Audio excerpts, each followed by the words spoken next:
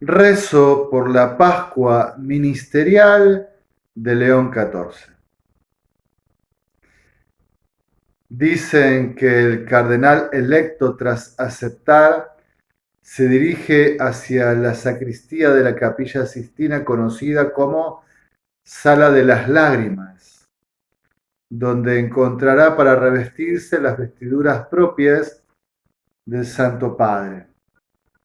Claro que es un momento de gran conmoción personal, sala de las lágrimas, del sollozo, del llanto.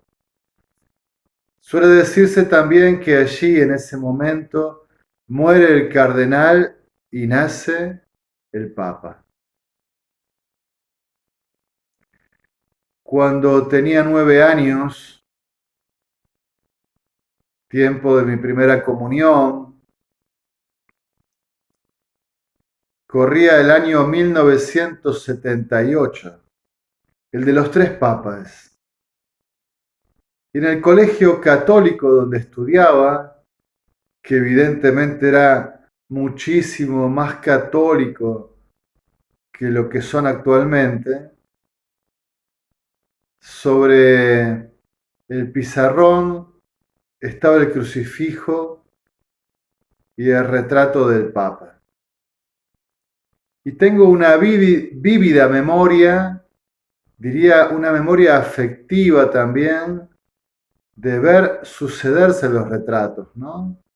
De Pablo VI, de Juan Pablo I, de Juan Pablo II.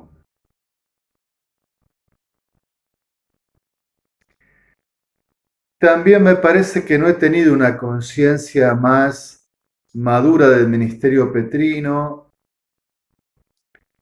hasta ya ser estudiante de filosofía y luego de teología. Estamos en la década del 90. Allí tuve una primera mirada sobre el ministerio petrino de Juan Pablo II, que con el paso del tiempo ha madurado, se ha hecho más clara, más precisa. Y esa mirada lo reconoció siempre a él como Juan Pablo II. Nunca pensé en Karol Wojtyla, siempre lo reconocí como Juan Pablo II. En cambio, cuando fue la elección de Benedicto XVI, yo era un sacerdote con poco tiempo de ordenación, los primeros meses, y sí tenía una impresión del cardenal Ratzinger, no solo por haber estudiado sus escritos, por haber ponderado su actuación como prefecto de la entonces Congregación para la Doctrina de la Fe, de haberme interesado desde, digamos, el rumor o la valoración de los ambientes eclesiales donde yo me movía acerca de él, haberme interesado en algunos procesos que se le habían seguido desde la congregación a teólogos en dificultades o en revisión de su obra. Bien, tenía una perspectiva acerca del canal Ratzinger, que luego rápidamente me hizo encontrarme con Benedicto XVI. Benedicto XVI también fue claro, fue prístino para mí, hasta el momento de su renuncia que me hizo revalorizar, tener algunas preguntas, pero también como me pasó con Juan Pablo II, la figura de Benedicto XVI fue muy clara en mi apreciación personal. Y luego vino la elección del cardenal Bergoglio como Francisco. Y allí la experiencia fue totalmente nueva porque podía decir que era alguien que conocía muchísimo más, no mucho, pero sí muchísimo más que los anteriores papas. De hecho, no he tenido gran ocasión de conocer al Papa Francisco aquí en Argentina, en Buenos Aires, pero sí he tenido algunas ocasiones para conocerlo desde que comenzó como vicario de la zona Flores, en la diócesis de Buenos Aires, y luego siendo ya vicario general de la arquidiócesis, obispo coadjutor, cardenal. Pequeñas anécdotas de encuentros, pequeños diálogos, haber podido comer, almorzar con él, me ha tocado almorzar justo frente a él, bajo su mirada, en silencio, en algunas ocasiones. Pequeños momentos donde he tenido una impresión personal, que no es suficiente, que es como una primera pincelada, pero que me han dejado ese color, ¿eh? De alguien que he conocido, que he estado en cierta cercanía mínima, pero allí, con él. Y al poco tiempo de ser electo, hablando con un sacerdote, que claramente lo conocía mucho más, ya fallecido, un hombre de larga experiencia, me decía esta expresión: yo rezo para que prontamente deje de ser Bergoglio y comience a ser Francisco.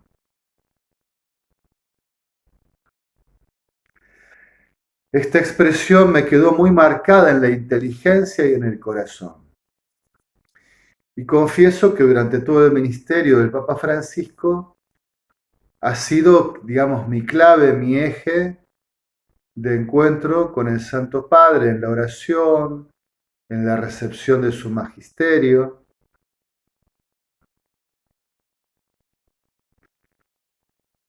Evidentemente no voy a decir ninguna apreciación más personal, de ponderación, de valoración del ministerio de Francisco, pero creo que ese ha sido siempre mi lugar de acompañamiento, de contemplación, de oración, de intercesión, de escucha, de recepción. No Bergoglio, sino Francisco.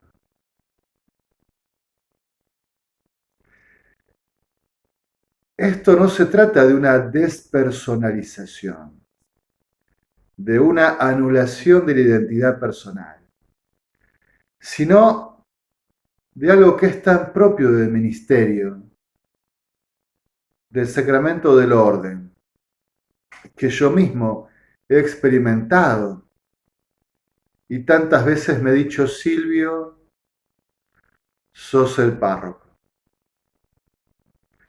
Silvio, sos el rector para la formación.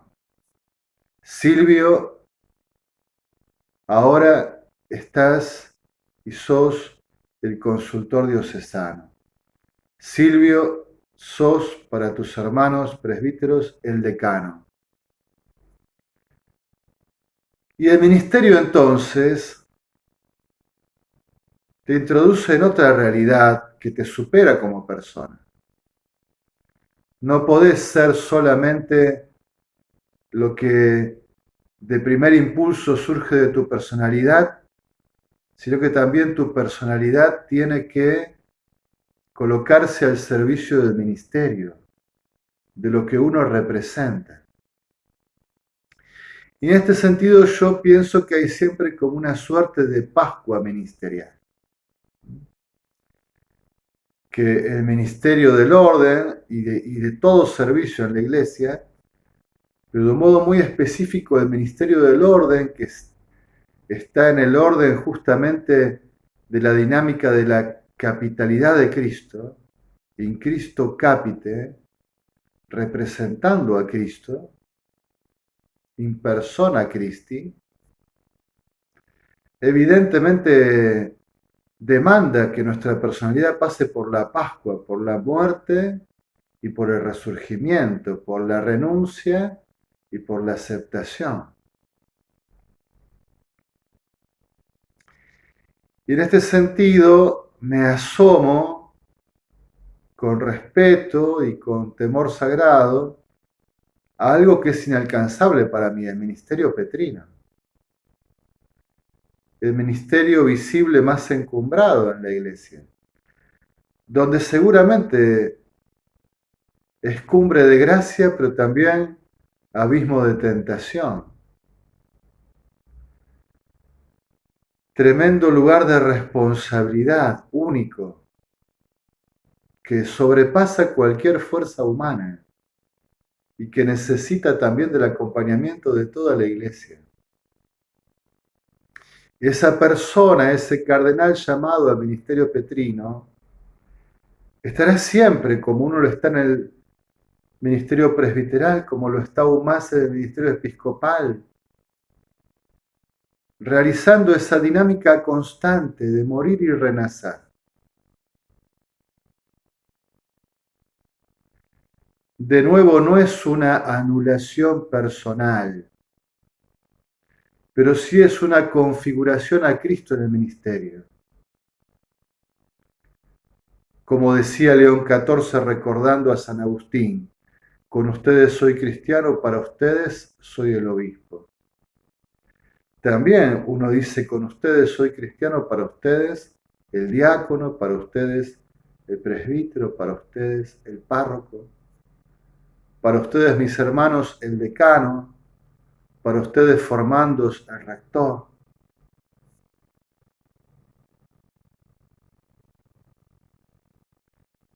Estamos celebrando el Domingo del Buen Pastor. Bien, he aquí esta Pascua ministerial, ¿no? De configurarnos a Jesucristo el Buen Pastor. Y el Santo Padre, el Papa, debe vivir este proceso con una intensidad inigualable. Ninguno de nosotros, el resto de los ministros ordenados en la Iglesia, ni los obispos ni los cardenales, hacemos esta experiencia tan propia del sucesor de Pedro.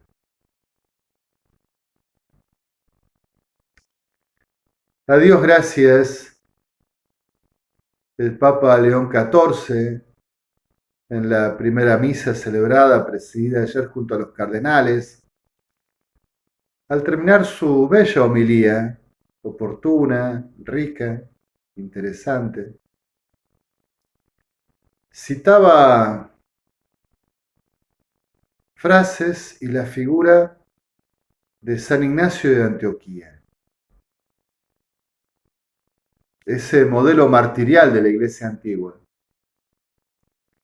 Y entonces, desde allí, nos decía León XIV que una tarea irrenunciable, una necesidad irrenunciable que tiene por delante todo ministro es desaparecer para que permanezca Cristo.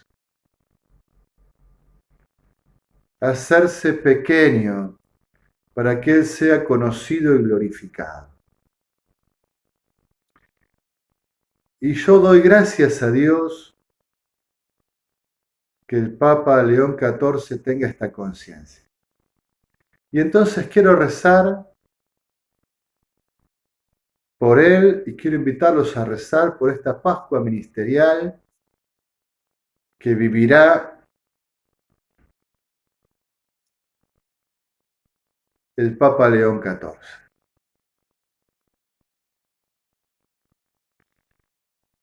En estos primeros tiempos, de un modo muy intenso, seguramente muy conmocionante, durante todo su ministerio petrino, quizás como toda persona haga procesos de maduración, pase por distintas etapas, por distintos niveles.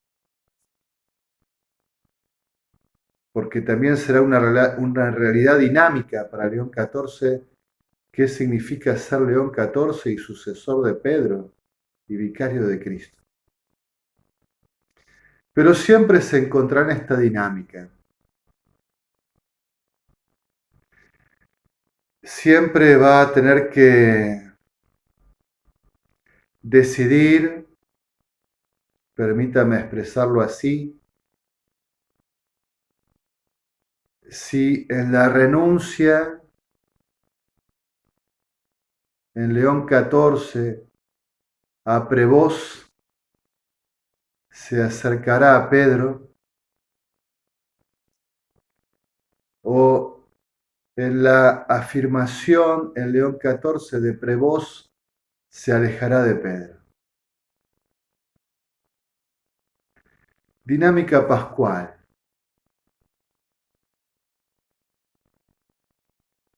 Una experiencia pascual del ministerio petrino. Y Dios en este tiempo lo estará configurando según su mente y su corazón. Y el Espíritu Santo estará moldeando, estará modelando en él también el ministerio de León XIV. Y este ministerio también está evidentemente bajo su propia libertad personal, su constante perseverancia en vivir esta Pascua ministerial. Desaparecer para que Cristo permanezca. Empequeñecerse para que Cristo sea conocido y glorificado. En alabanza y gloria de la Santísima Trinidad.